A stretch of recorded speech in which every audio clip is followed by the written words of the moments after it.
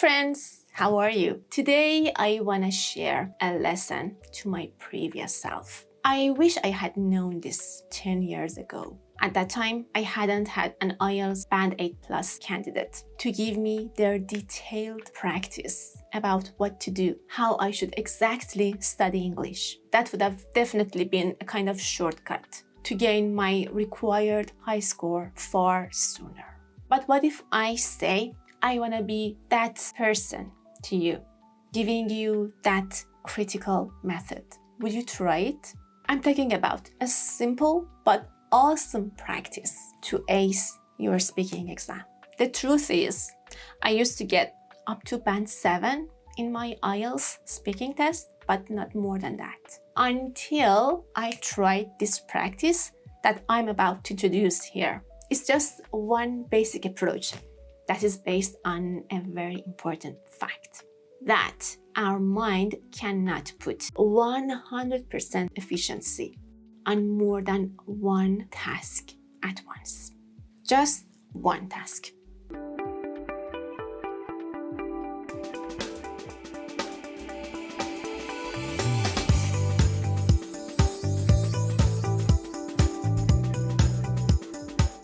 Years ago, in order to develop my listening skill for IELTS, I started listening to a variety of native English-speaking podcasts. One extremely appealing topic to me that was repeatedly spoken of was when having more than one task at the same time, you will definitely spend some pieces of your attention on each of them.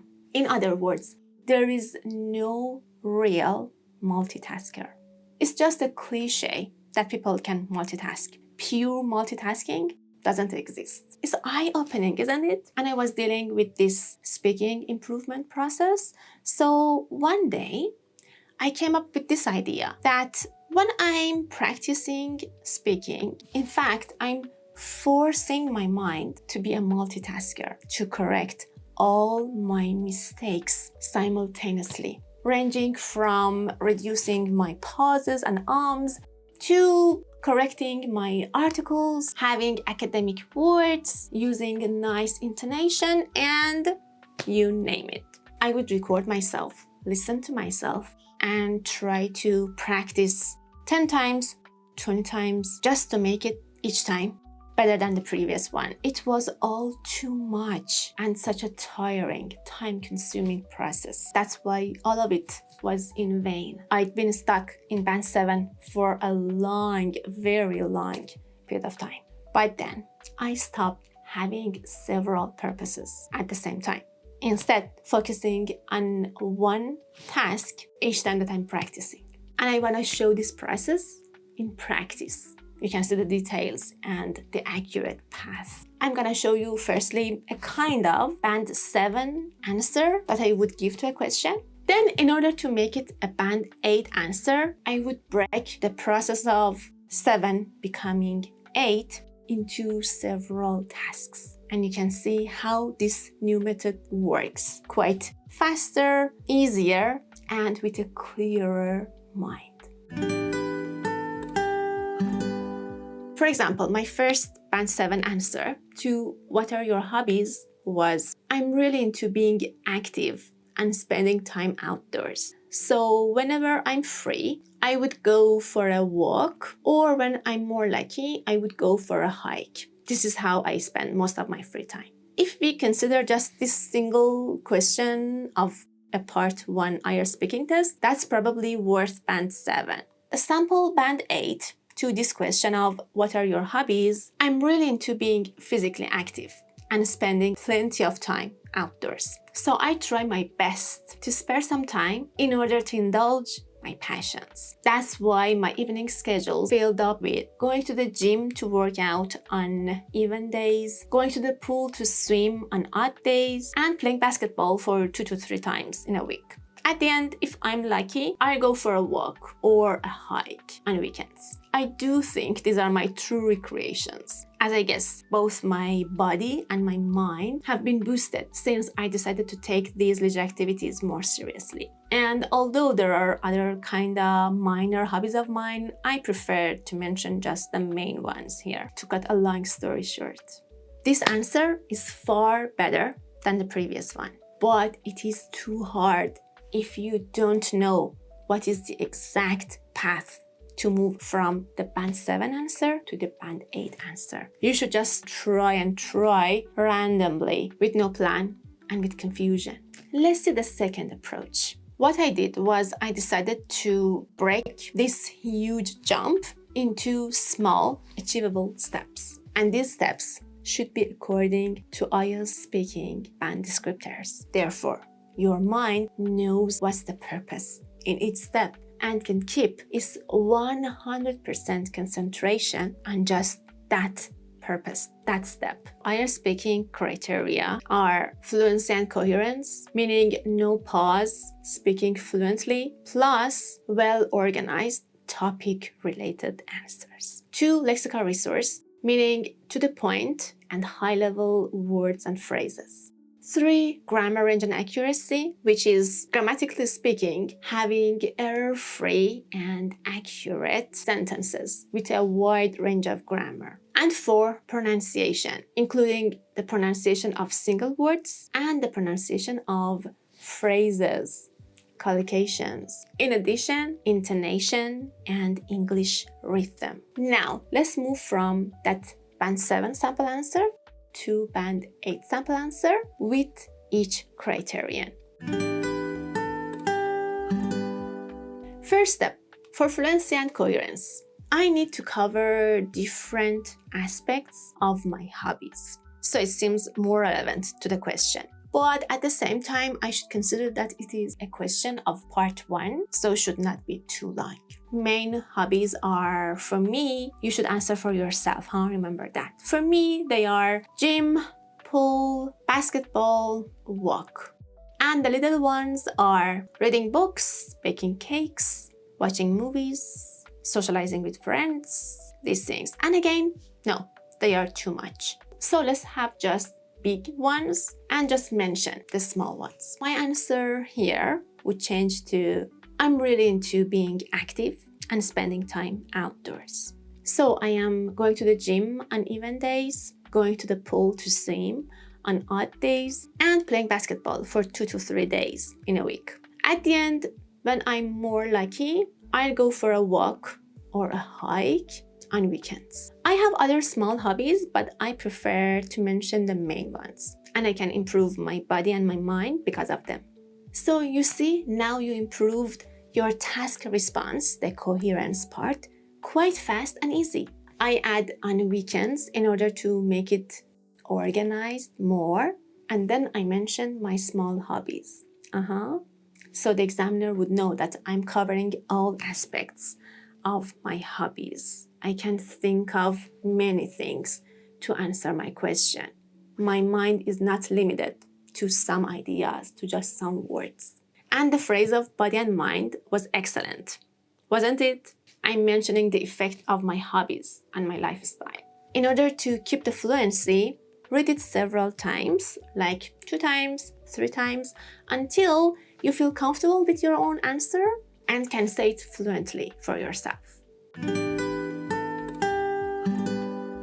Second step, for lexical resource. I would ask myself, how can I paraphrase this word hobby, because it is the key word in the question? How can I say it with nicer words, better vocabulary? And for that purpose, I would go to my own word list and see the other options for hobby. If you don't know how to make your personal list for English words, I spoke about it in this video.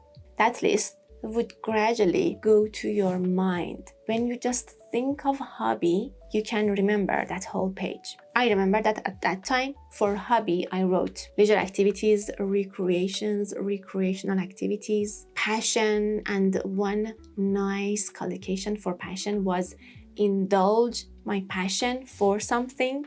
to indulge my passion for something. But pastime is a written word, so no, let's just keep it for writing, not for speaking. Yeah, I guess just these words. For having a lexical resource band-aid, I need some advanced and academic words, plus phrasal verbs. Collocations matter here, don't forget them. In fact, the more collocations, the better answer. Another aspect in order to showcase my vocabulary range is using idiomatic expressions or idioms. There are a lot of idioms that you can put in every topic for your speaking test. I've talked about some of them in this playlist. So let's see how I can add these elements of lexical resource to my answer, as far as it doesn't become too complicated, like having too many of them.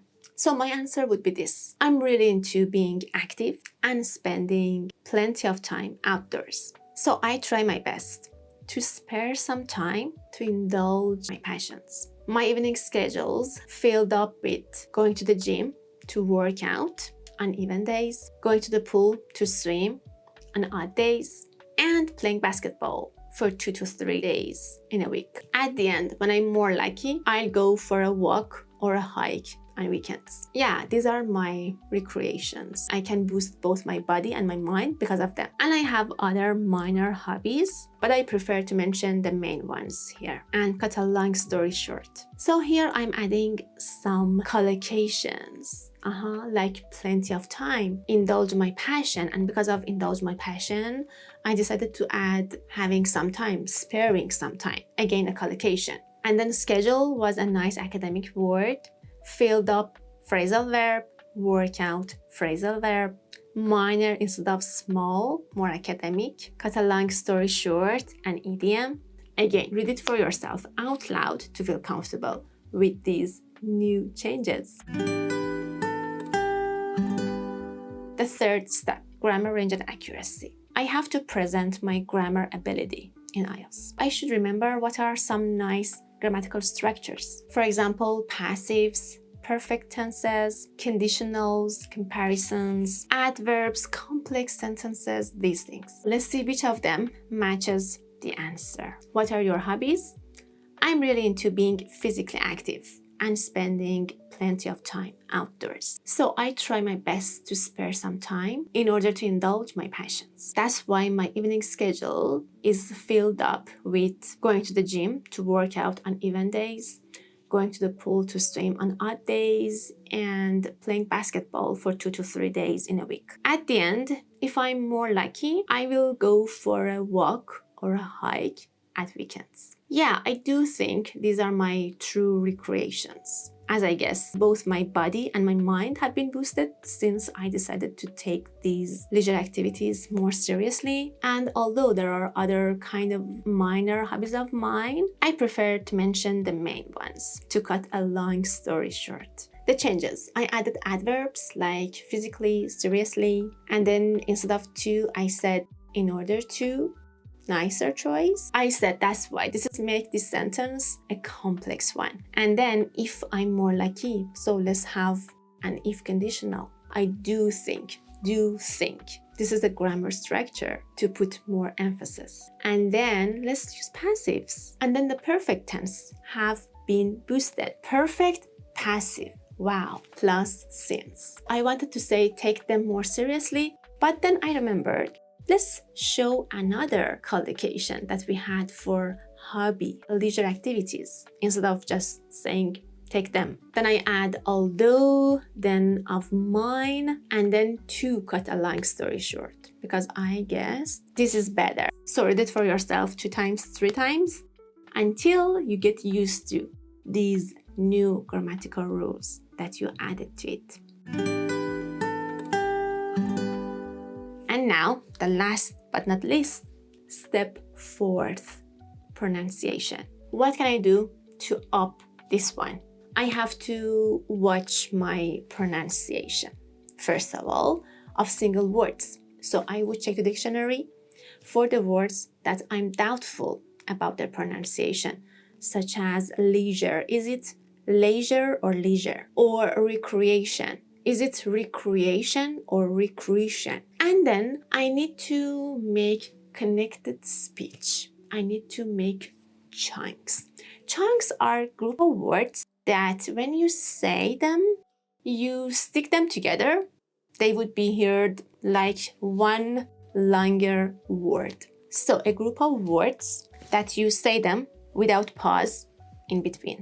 Especially when we have prepositions like at, in, on, of, to, these things, you can have these chunks, and I'm gonna show you. And that's how their pronunciation would get a schwa sound, a sound. For example, we don't have to go when we wanna speak. You would have to plus go together. If you wanna say to go, you should separate them. But if you wanna say them quite together, like one single word, that would be to go, to go, to go. This sound is the schwa sound. I talked a lot about this schwa sound because it is super useful in English in this playlist. So for to, it would become t. For at, it would become it, like at all, no, at all, yeah. I'll show you all of these in this sample answer. Another pronunciation feature is having spoken forms. For example, instead of kind of, let's say kinda. Let's add contractions. Instead of I will, you would say I'll. I would, I'd. It would, it'd. These are contractions. And then intonation. Intonation is the risings and fallings in your voice. In order to have a nice intonation, you should put stress on the main words in your sentences. Decide which word has the main stress, has the main meaning in your sentence, and then say it stronger, clearer. It would add some excitement to your speaking. What's more, facial expressions. Why not? Have eye contact with your examiner, with your listener. It makes it seem as natural and as native as possible. Even smile when you are saying something a little bit funny or interesting. So let's say that sample band 8 answer with more exact pronunciation. What are your hobbies? I'm really into being physically active and spending plenty of time outdoors. So I try my best to spare some time in order to indulge my passions. That's why my evening schedules filled up with going to the gym to work out on even days, going to the pool to swim on odd days, and playing basketball for 2 to 3 days in a week. At the end, if I'm more lucky, I'll go for a walk or even a hike on weekends. Yeah, I do think these are my true recreations, as I guess both my body and my mind have been boosted since I decided to take these leisure activities more seriously. And although there are other kind of minor hobbies of mine, I prefer to mention the main ones to cut a long story short. How was it? Wherever I paused, I was separating my chunks and my phrases with a little small stop. My suggestion is reading your sample answers several times to get some ideas of it, to memorize some of your phrases. So whenever a person asks about your hobbies after your sample answer, you have a bunch of ready ideas to say. You should not stop to think. And because it is based on the truth, you can memorize it. So remember your words, your phrases, the structures that you use. And when you do this for several questions, for several answers, you can see your speaking enhancement. And then let me know, does it make a huge difference for you too?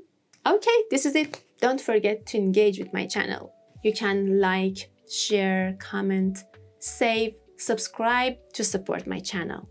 I'll see you in the next video. Have a good one and bye!